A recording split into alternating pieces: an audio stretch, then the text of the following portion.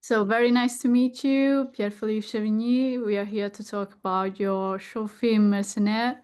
So I would like to start asking you why you choose to tell this story, and also why you choose to tell the story from the character perspective of David, and what was your main intent also to move the feelings of the public. Thank you.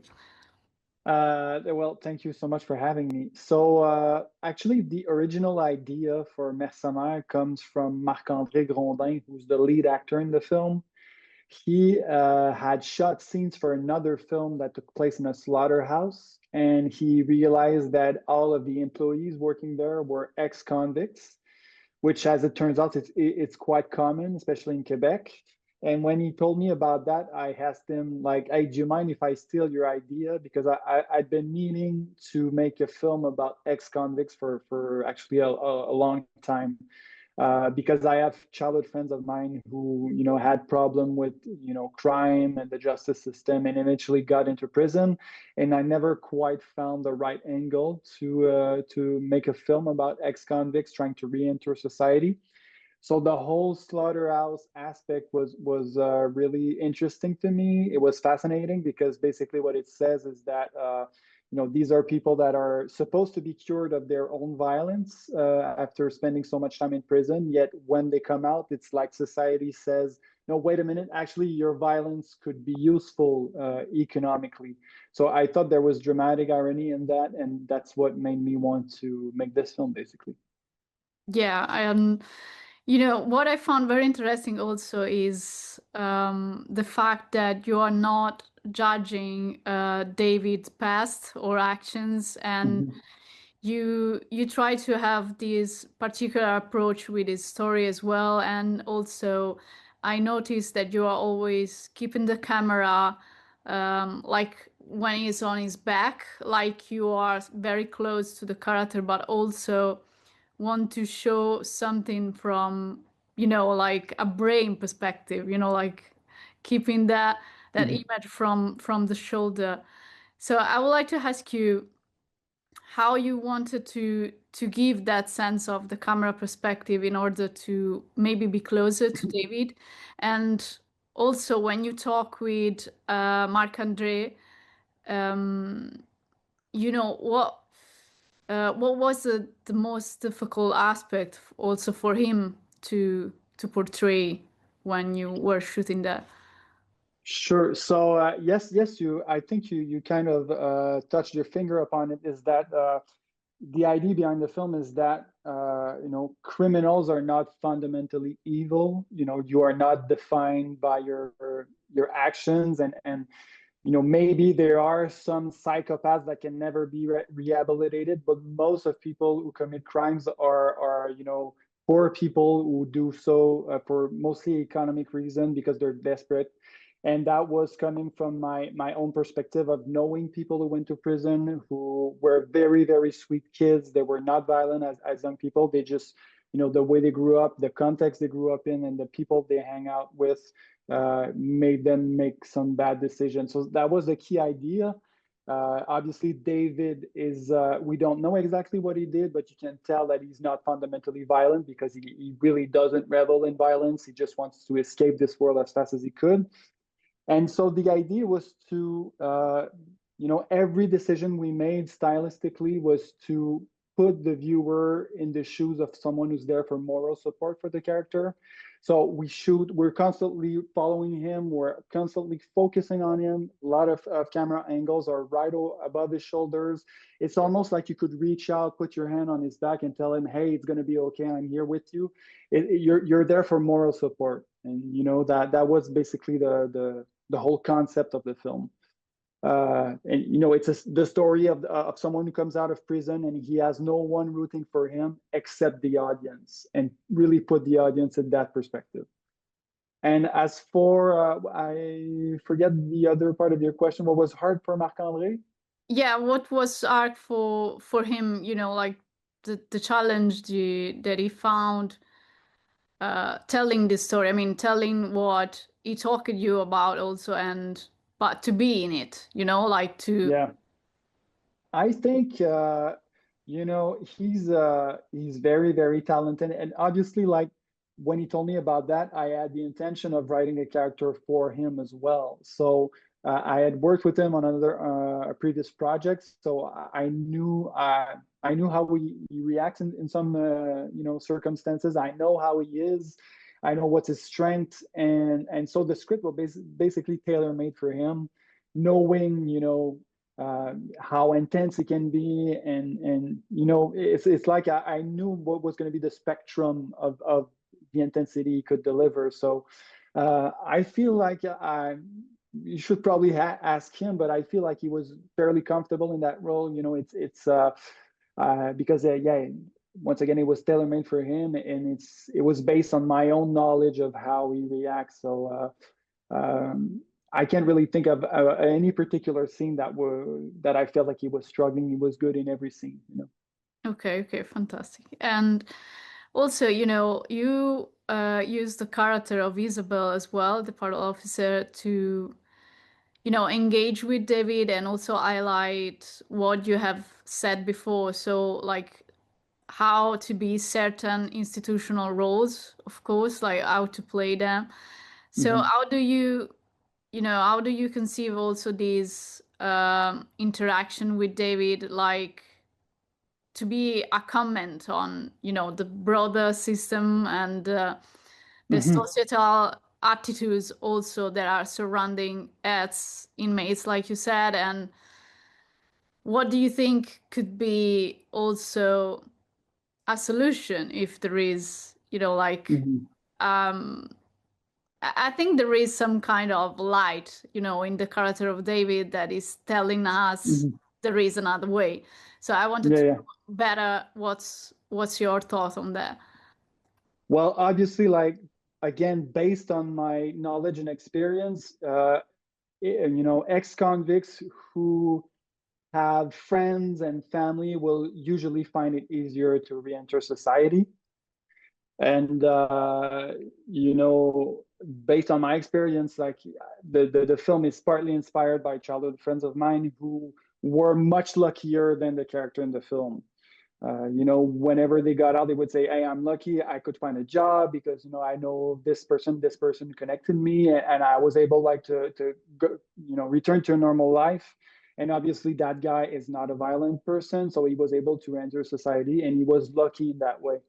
But the film shows like the other side, somebody who's got basically no one rooting for him, no one waiting for him on the outside. A lot of times, people will struggle with substance abuse, which tends to break links with friends and family. So that's the hardest. It's really to rebuild links with people. And I think the glimmer of hope is empathy. Just I think that's basically the driving emotion in the film is David's own empathy, his own lack of tolerance for violence. And if we show more empathy, I think that's probably the way out. Yeah, totally right. And also, I found fascinating that you show on the other side that there is also, among other workers that are not showing empathy at all on Mm-hmm. that side.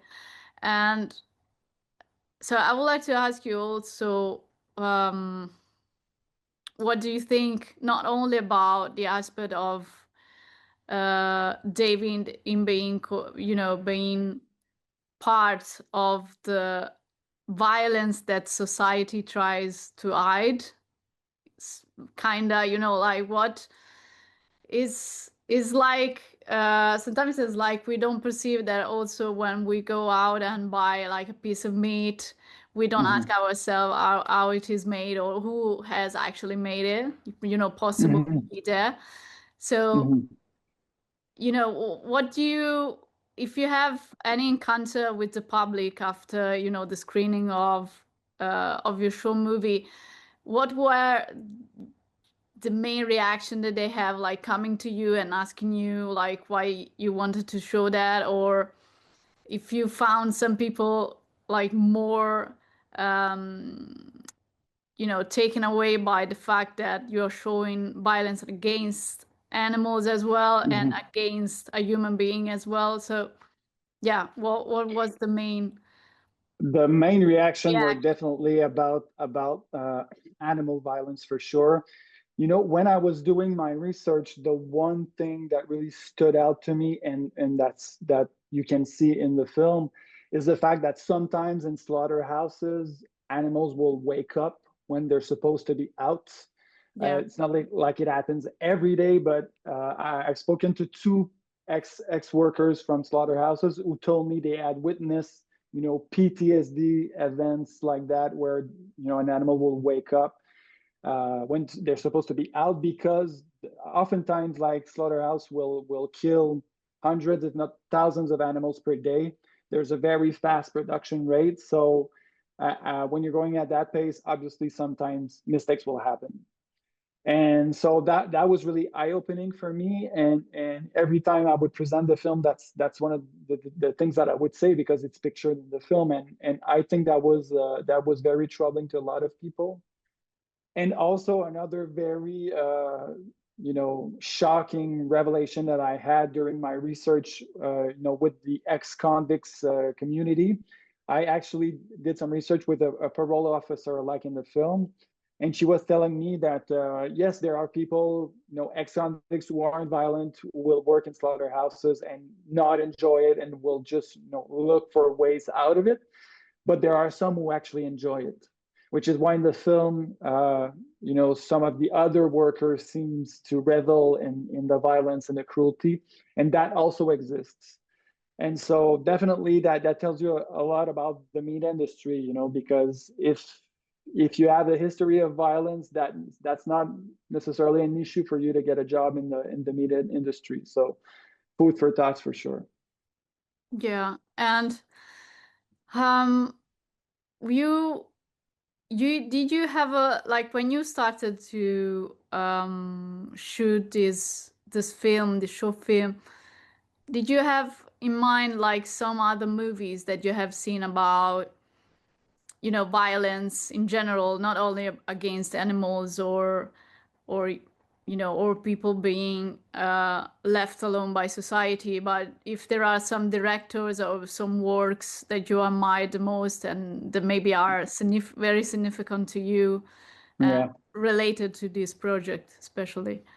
Specifically, I wouldn't say, because I've done a lot of short films. Actually, I did a feature film before, and all of my films kind of have a very, similar signature with visual choices and everything. So, the first few films I was doing, I was kind of looking for my own voice, and you tend to reference other films and filmmakers. And when I was starting out, it was really the Dardenne brothers, the Belgian filmmakers, that were really a big inspiration for me to make these, like, pseudo documentaries that are also oftentimes written like suspenses, was something that was really appealing to me. But the more films I make, I tend not to reference other filmmakers, just because I tend to build on my own signature and reference what I did in the Yeah. past. So specifically for this movie, I don't think we've even mentioned any other film, because if you ever get to watch my feature, there's a lot of visual choices that were already made, and that we just built upon it. And every movie is basically a refinement of the same form, basically. Yeah, yeah. And if you are working on something new now, would you like to share what is about, or if there is in the future, a will to extend maybe a story that you have brought out with this perspective here, but even in a different way? Yeah. So my next feature, I'm working on my second feature that was greenlit. So we're actually shooting next year. So that's very cool. It's a film about police brutality. So it's a completely different subject, although it is linked in a way, because it's also a social issue. But I've started working on a script that would be like an unofficial prequel to Mercenaire, because it would show kind of imagine what David and his friends did when they were young to end up in prison. That's kind of the whole idea. But you know, the characters wouldn't have the same names. It wouldn't be like a direct prequel. But it's something I'm working on. It will be a feature film also, probably like what could eventually be my third feature. But it's about the root of violence. So it's very much connected to Mercenaire, but it's not a direct sequel or prequel. It's just more of a, you know, a more profound reflection on the same topic. Connection. Yeah, yeah. And if you know, I think it might sound a bit like general question, but when you think about nowadays society, what do you think it's, you know, what we have done wrong? I mean, I know it's a big question, it's the big question, but like from your particular perspective, especially, I would like to know, you know, and sensitivity, of course, what is, you know, the aspect that you think that society, especially in the Western society, we have failed, kind of. Yeah. Mm-hmm. Well, definitely lack of empathy is a problem. It's not as obvious in Mercenaire, maybe a little bit, but my films tend to have a sort of very specific representation of capitalism as a chain of exploitation. And in many ways, Mercenaire has that too. You know, the opening shot was a kind of a literal transcription of an idea that is very common in every one of my films, is that capitalism is a chain of exploitation where everyone is both complicit and victim, except the ones at the very bottom who are just victims, and the ones at the very top who are just like complicit. And in Mercenaire, it opens that way. You know, we start at the very, very bottom of a chain of exploitation with the animal who can only be a victim in that context, and we go up one step of the ladder. That's how we discover David, who's obviously he's the slaughterer, so he's complicit, but he's also a victim. He's also trapped just like the animal in that system. And you know, that's definitely an idea I've had on several one of my films. Capitalism could use a reform, probably. That's definitely because I keep going back to that.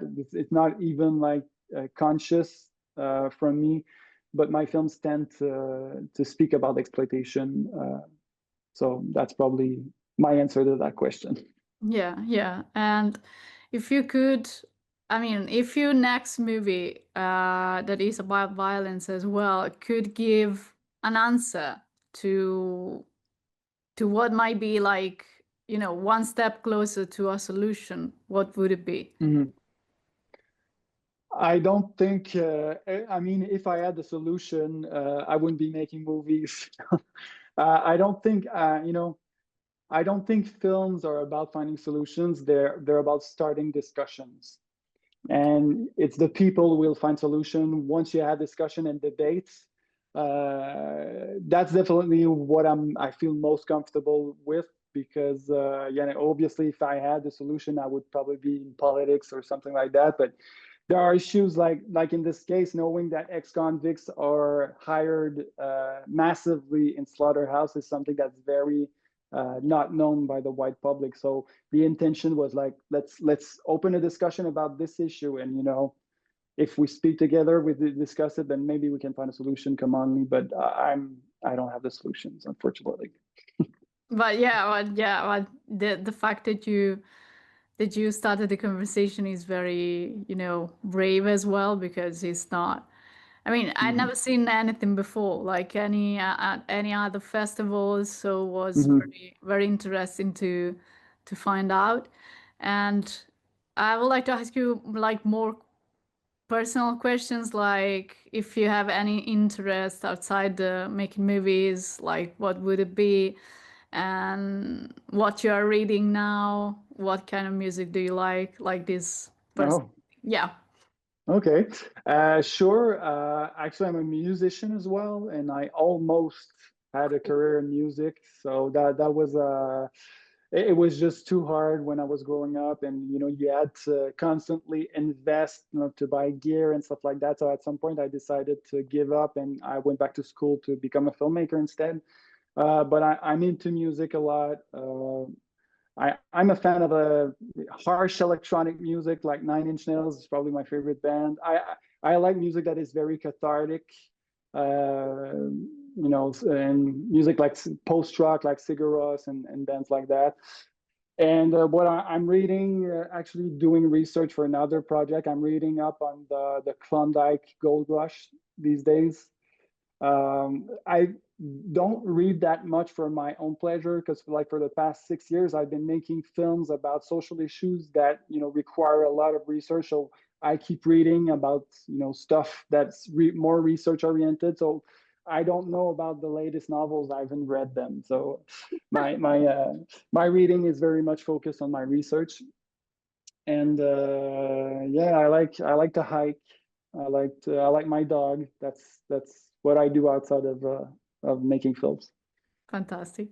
So thank you so much, Pierre Philippe. It was very interesting, you know, sharing these talks about Mercenaire, and for me, it was very interesting to discover something new finally, and also for me, it was very high opening on, you know, many.